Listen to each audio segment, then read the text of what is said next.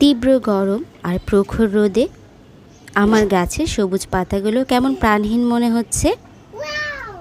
কিন্তু যখন গাছের ফুলগুলোর দিকে তাকালাম তখন যেন চোখটাই জুড়িয়ে গেল। দেখুন বেলি ফুল গাছে কতগুলো ফুল ফুটেছে। আর এখন মনে হয় বেলি ফুল ফোটার সময়। অনেক বেশি কলিও এসেছে, প্রত্যেকটা গাছেই কিন্তু টুকটাক করে ফুল ফুটেছে। আর পুদিনা পাতাটাও না খুব সুন্দরভাবে গ্রো করেছে। গ্রীষ্মের শুরুতে অন্যান্য সময় দেখা যায় অনেক বেশি ঝড় বৃষ্টি হয়, কিন্তু এবছর কিন্তু সেটা হয়নি। এখন পর্যন্ত কিন্তু আমরা বৃষ্টির দেখা পাইনি। তো বৃষ্টি হলে নিশ্চয়ই আমার গাছের পাতাগুলো আবার সবুজ আর সতেজ হয়ে উঠবে, কারণ বৃষ্টির পানি পড়লেই কিন্তু গাছের পাতাগুলো একদম ধুয়ে মুছে আবার প্রাণ ফিরে পাবে। আসসালামু আলাইকুম এভরিওয়ান। রূপালীর দিনরাত্রির পক্ষ থেকে আমি রূপা আপনাদের সবাইকে আবারও স্বাগতম জানাচ্ছি আমার নতুন আরেকটি ব্লগ দেখার জন্য। দীর্ঘ বেশ অনেক দিন পরে আবার একটা ব্লগ নিয়ে হাজির হয়ে গেলাম।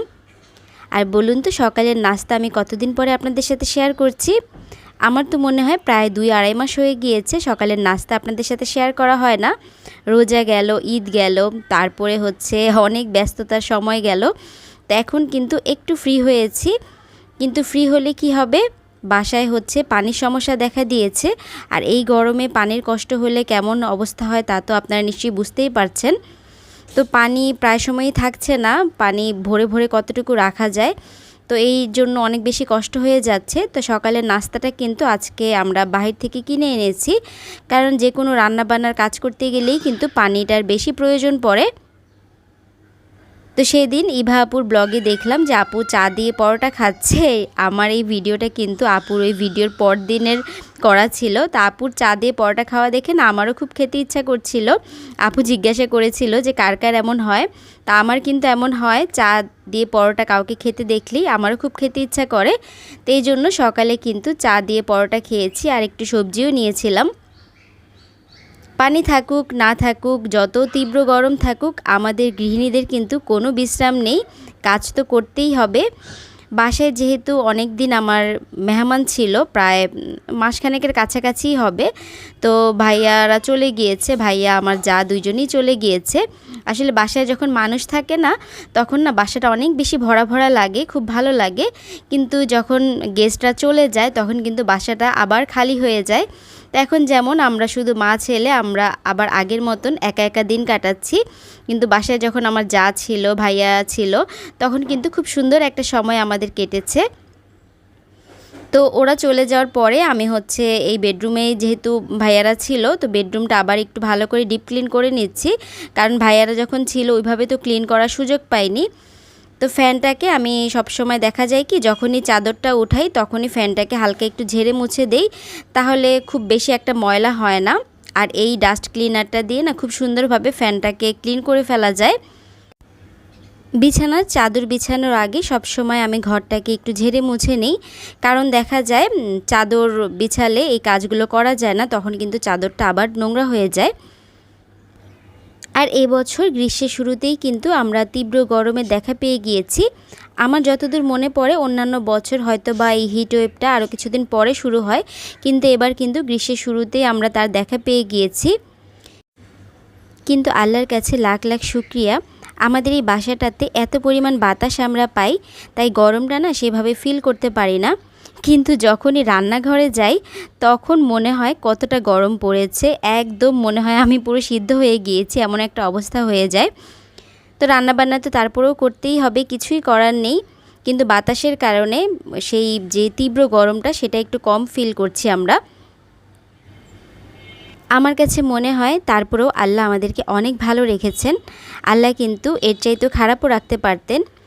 আর অনেক মানুষের কথা চিন্তা করি, আমরা তো তাও ফ্যানের নিচে থাকি, এসির নিচে থাকি। একটু গরম পড়লে দেখা যায় ফ্রিজ থেকে ঠান্ডা পানি বের করে খেতে পারি, বা এসিতে গিয়ে শরীরটাকে একটু ঠান্ডা করতে পারি। কিন্তু যারা আমাদের চাইতে খারাপ অবস্থায় আছে তাদের কথাটা একবার চিন্তা করুন, তারা তো অনেক বেশি কষ্টে আছে।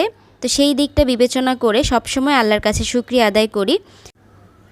আসলে আমাদের প্রত্যেকটা নিঃশ্বাসের জন্য, প্রত্যেকটা সেকেন্ডের জন্য আল্লাহর কাছে শুকরিয়া আদায় করা উচিত, কারণ আল্লাহ আমাদেরকে সুস্থ রেখেছেন, ভালো রেখেছেন, এটাই কিন্তু অনেক। এর জন্য সব সময় আল্লাহর কাছে শুকরিয়া আদায় করবেন। আল্লাহ যা দিয়েছে তাই নিয়ে খুশি থাকার চেষ্টা করবেন। কখনো কারো কোনো কিছু দেখে আফসোস করবেন না, মনে করবেন আপনার যতটুকু প্রয়োজন আল্লাহ আপনাকে ততটুকুই দিয়েছে। এই যে দেখুন, আমাকে হেল্প করার জন্য আমার আরহাম কিন্তু চলে এসেছে। তো বিছানার চাদরটা চেঞ্জ করে আমি কিন্তু আমার এই টেবিলের কাপড়টাও চেঞ্জ করে দিয়েছি। আর আমার পুরো ঘরকে আজকে হলুদে রূপান্তর করেছি, মনে হচ্ছে আজকে কারো গায়ে হলুদ। বিছানার চাদর, তারপরে এই টেবিলের কাপড়, সাথে যে সাইড টেবিলটা আছে সেই কাপড়টাও আমি একদম হলুদ কালারের ম্যাচ করে বিছিয়ে দিয়েছি। তো দেখতে বেশ ভালো লাগছিল। তো ওইদিকে অর্ধেক কাজ করে আমি ওয়াশিং মেশিনে কাপড় দিতে এসেছি। তো আরহাম বলল আমাকে হেল্প করবে। তো মাঝে মাঝেই দেখা যায় আমি কোনো কাজ করতে গেলে ও হেল্প করতে চায়, তখন আমি না করি না, কারণ না করলে দেখা যাবে কি ও এই জিনিসটা আগ্রহ হারিয়ে ফেলবে। তো যেভাবে করতে চায় আমি সেভাবে ওকে কাজটা করতে দিই, ওকে দেখিয়ে দিই কিভাবে করতে হবে। আর মনে মনে চিন্তা করছিলাম এই তীব্র গরমে এমন একটা হেল্পিং হ্যান্ড থাকা তো খুব জরুরি। এমন একটা হেল্পিং হ্যান্ড থাকলে দেখবেন চোখের পলকে আপনার সব কাজ হয়ে যাবে।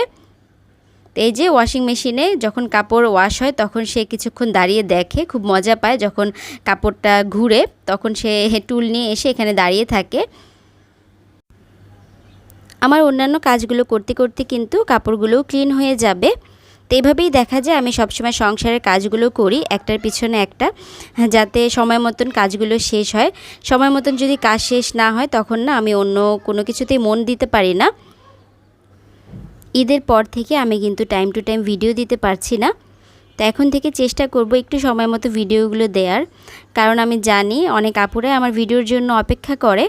আর ভিডিও যদি আমি অনেক কষ্ট করে এই চ্যানেলটাকে আমি এই পর্যন্ত এনেছি, তো টাইম টু টাইম যদি ভিডিও না দিই চ্যানেলটা কিন্তু আবার আমার সেই আগের জায়গায় পৌঁছে যাবে।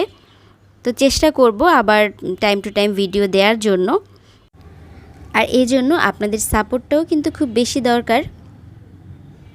তো পুরোটা বেডরুমে কিন্তু আমার গুছানো হয়ে গিয়েছে। আর বিছানায় যেদিন নতুন চাদর বিছাই আমার মনে হয় সেদিন ঘুমটা বেশ ভালো হয়। আর বেডরুমের লুকটাও অনেক বেশি ফ্রেশ মনে হয়, মানে পুরোটা পরিবেশই মনে হয় একটু অন্যরকম হয়ে গিয়েছে। আমি যখন ভয়েস ওভার দিচ্ছি আকাশটা কিন্তু একদম মেঘে ঢেকে আছে, মনে হচ্ছে বৃষ্টি হবে। তো বৃষ্টিটা হওয়া খুব দরকার আছে, কারণ প্রখর গরমে পশু পাখি মানুষজন সবারই কিন্তু খুব বেশি কষ্ট হচ্ছে। এখন হচ্ছে আমাদের বেডরুমে এসেছি। তো আমাদের রুমের চাদরটাও আমি তুলে ফেলেছি। তারপরে বিছানায় বসে কিছুক্ষণ একটু রেস্ট নিয়েছিলাম। আরহামকে ডেকে আবার হেল্প নিলাম যে সবগুলো বালিশ তুলে দেওয়ার জন্য। তো সে কিন্তু খুব খুশি মনে এসে আমাকে হেল্প করছে।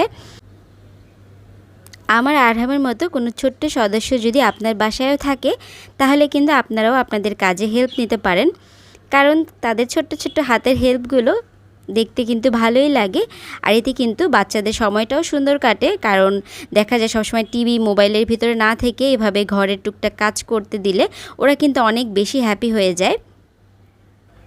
কিছুদিন আগে আরহামের বাবাকে বলছিলাম যদি কখনো এই বাসাটা ছেড়ে দিতে হয় তখন না অনেক বেশি কষ্ট পাবো, কারণ এই বাসাটা আমাদেরকে অনেক কিছু দিয়েছে। এই বাসাতে আমরা অনেক কিছু হারিয়েছি, কিন্তু তারপরেও এই বাসাতে থাকলে না অন্যরকম একটা শান্তি পাই। সংসারের অন্যান্য কাজ করতে করতে কিন্তু আমার এদিক দিয়ে কাপড়গুলো ওয়াশ হয়ে গিয়েছে।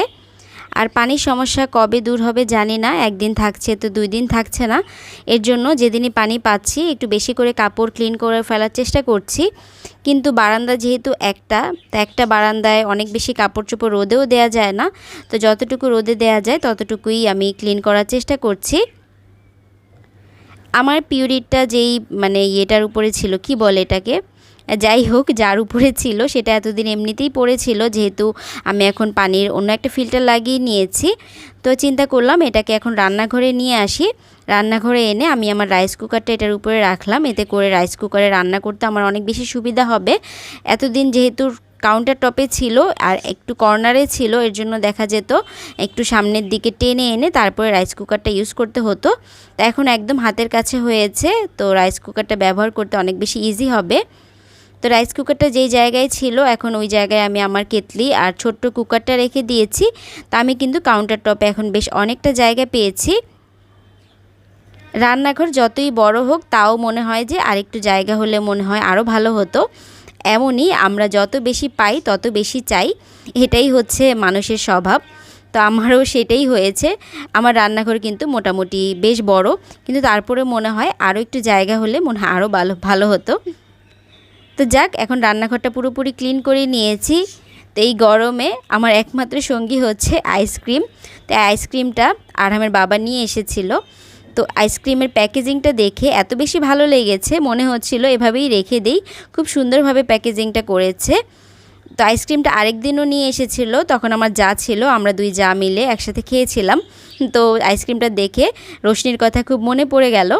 তো আইসক্রিমটা দেখতেও অনেক কিউট, একদম গোলাকার সাইজের আর ছোট্টখাট্ট একটা আইসক্রিম। তো আইসক্রিমটা কিন্তু খেতেও অনেক বেশি মজা ছিল। যারা হচ্ছে চকলেট লাভার আছে তাদের কাছে বেশ ভালো লাগবে। তো আমি যেহেতু চকলেট লাভার, তো আমার কাছে কিন্তু অনেক বেশি পছন্দ হয়েছে আইসক্রিমটা, কারণ ভিতরটাও একদম চকলেট ফ্লেভারের ছিল। আর এই ভিডিওটা হচ্ছে আমার যা ছিল তখনকার ভিডিও। তো আমি আর রোশনি একটু বাইরে গিয়েছিলাম টুকটাক কেনাকাটা করার জন্য। তো রোশনিকে একটা দই ফুচকা ট্রাই করানোর জন্য নিয়ে গিয়েছিলাম। আসলে আমিও ট্রাই করব, অনেক রিভিউ দেখেছিলাম এই দই ফুচকাটার, কিন্তু আমারও খাওয়া হয়নি। তো যেহেতু অনেক গরম, আরহামকে নিয়ে কিন্তু এখন আমরা খুব একটা বাইরে যাই না। আর যেহেতু হামেরও প্রকোপ দেখা দিয়েছে, এর জন্য কিন্তু আরহামকে নিয়ে একদমই বাইরে বের হচ্ছি না। তা আমি আর রোশনি গিয়েছিলাম মিরপুর 2 নম্বর লাভ রোডে একটা দোকান আছে টি স্পোর্ট নামে। সেখানে দেখলাম এই বেলি ফুলগুলো বিক্রি করছিল। তো দেখে লোভ সামলাতে পারলাম না, দুইজন মিলে ফুলওয়ালি আন্টির কাছ থেকে এই বেলি ফুলগুলো কিনে হাতে পরে নিলাম।